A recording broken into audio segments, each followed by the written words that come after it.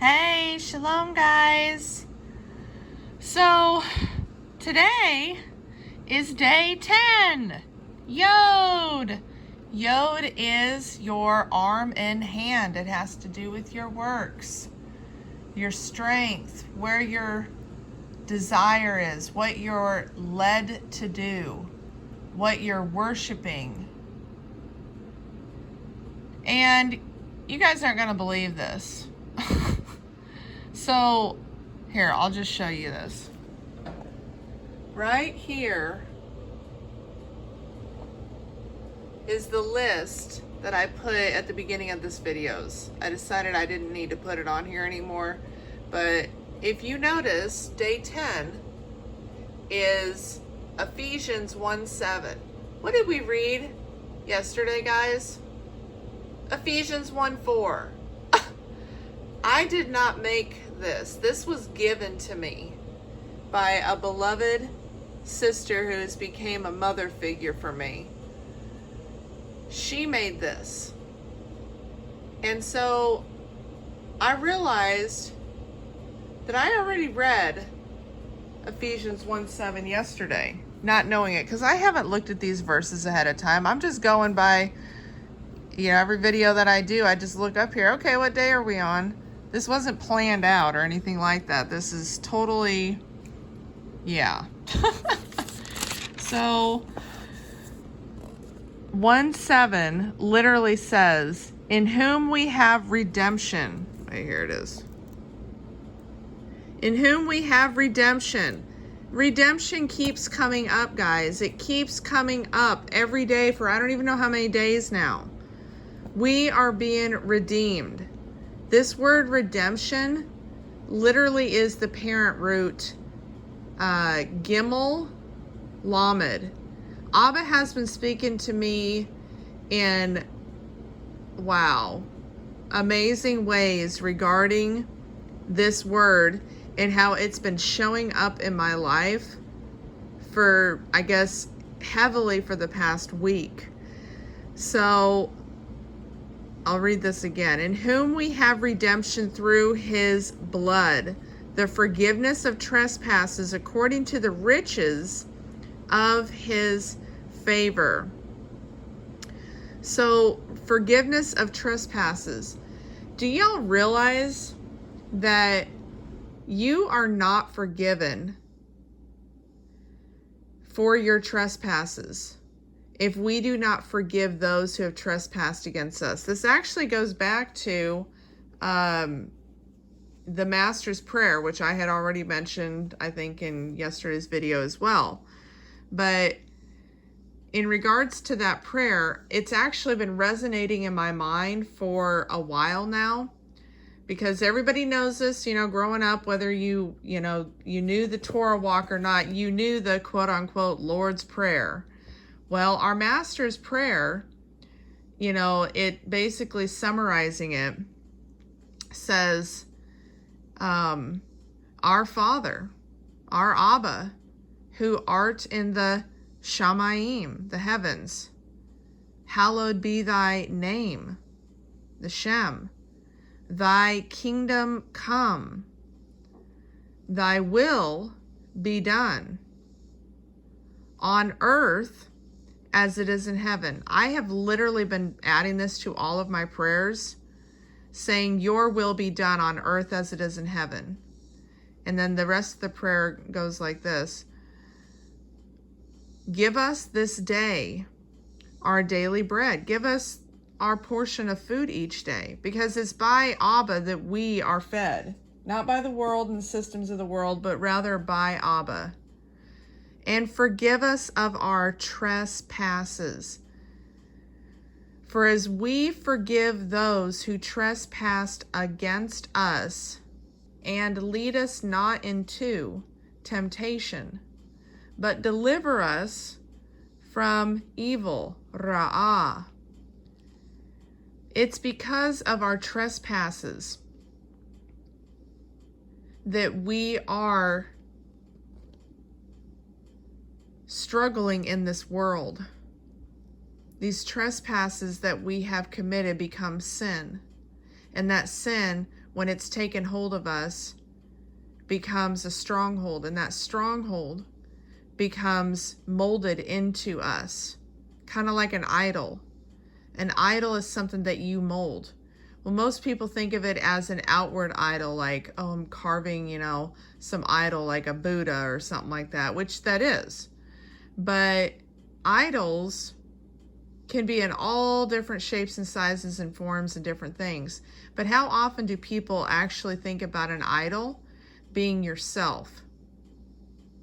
We become our own idols. Like, there's a show, American Idol, where you're worshiping self. This actually goes back to the model of Hey Lamed, which is praising oneself.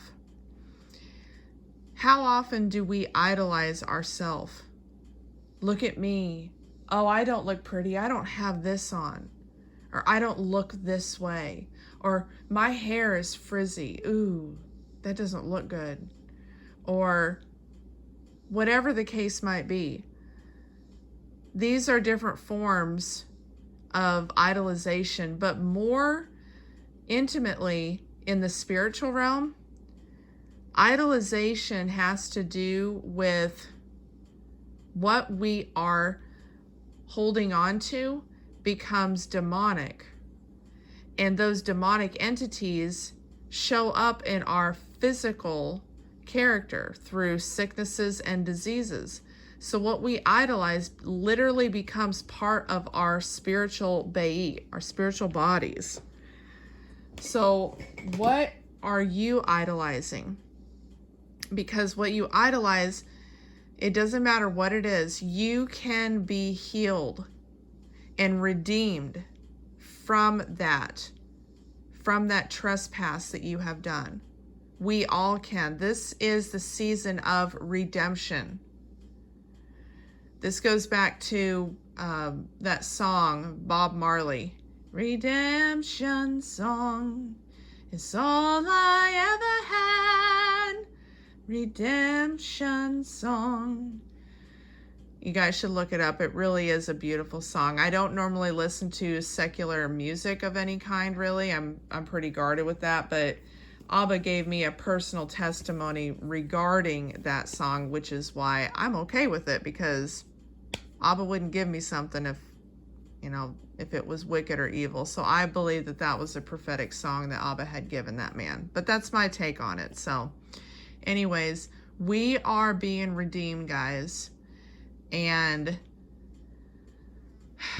that is where healing comes in. Who wants to be healed? Who wants to be renewed? This is part of the 21-day challenge. I don't know if people are picking up on how these different readings that I'm doing, how they are a part of becoming new, but they are, because we're transforming our minds to do something different than what we normally would do. And it's helping to heal us. I've started a whole new schedule in my mornings that I haven't ever done in my entire life. Whether that was before I became aware of Abba or afterward. So my mornings are starting out where I'm waking up between 6:30 and 7, and then I go and pray. And I walk up and down the hill, as I call it. It's kind of a mountain where we live. So I walk down the mountain a little bit, and then I walk back up the driveway, and I'm singing at times, and I'm praising him, thanking him for the day. And then I go and I do my healing session, which is for about an hour or so. And that healing session is what I'm learning through this lady that I've mentioned on here, who is teaching me how to heal the inner wounded child. And part of my task for doing that is by revisiting painful memories, bringing them to the surface and writing down everything that I'm feeling about those memories. And then I'm asking Abba to heal me and release me by the blood of Yeshua HaMashiach, and saying, it is done, it is finished. because I'm cleaning out my temple. I'm cleaning out these emotions and memories that have pain associated to them, because our molecules, the blood that is flowing through our veins, have memory cells. That's literally what they are. And so we have to go back and heal those memories and release them. And when we heal those forms of trauma, we are released from the demonic entities that are attached to them. And that is what I'm doing. I'm doing a healing session where I'm writing down everything, because writing it down is, it is written, it is done. And it makes it final. And then I roll it up like a scroll and I burn it. And then after I do that, I start my day. I'm giving Abba the first part of my day. And before I go to bed, I'm trying to consume him as well, whether that's reading scripture or, some form of reading a document of some kind. That's what I'm doing. And I talk to him in my mind as I'm going to sleep. So this is all about healing and taking care of that inner wounded child. Well, part of taking care of that self-care is doing things that bring you joy, that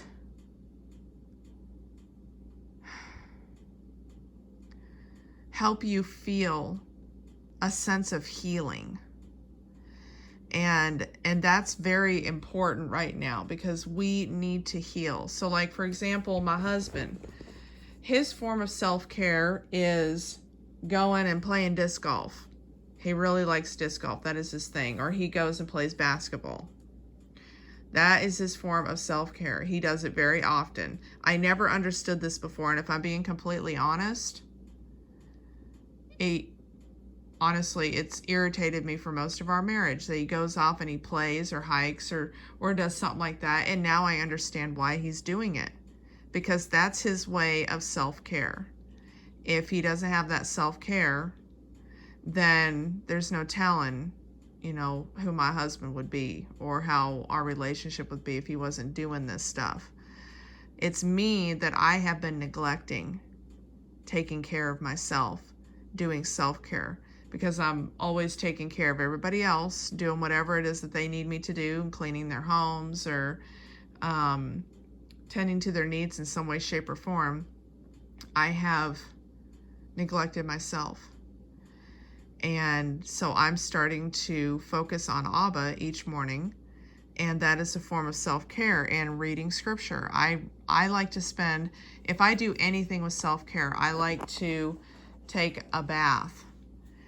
And then I like to read or research topics or, study in some way, shape, or form. I spend a lot of time doing that. So what is your self-care? What are you doing for yourself that you enjoy? Maybe you like to draw. I like to draw. I just don't always do it. I don't do it regularly unless I feel compelled by the Ruach to draw. I like to paint. I don't paint really. I did do this recently. Actually, I'll share it with you guys. I did this. It's kind of chipping off now, but anyways, that's another form of self-care. I hadn't painted anything in a long time. Speaking of molecules, this is the shape of the molecule. This is hexagon. And I'm from the tribe of Zebulun. And that's a boat. So, anyways. All right, guys. Well, that's what I got for y'all today. Take care of yourself. Heal yourself, so you can be redeemed out of the clutches of the enemy and be set free. We all want to be set free, y'all. I don't care who you are. We really do want to be set free, even if we're not aware of it. We don't realize how many things in this world keep us from receiving that healing. So, all right. Shalom, Havarim, and I'll see y'all back here tomorrow. Bye.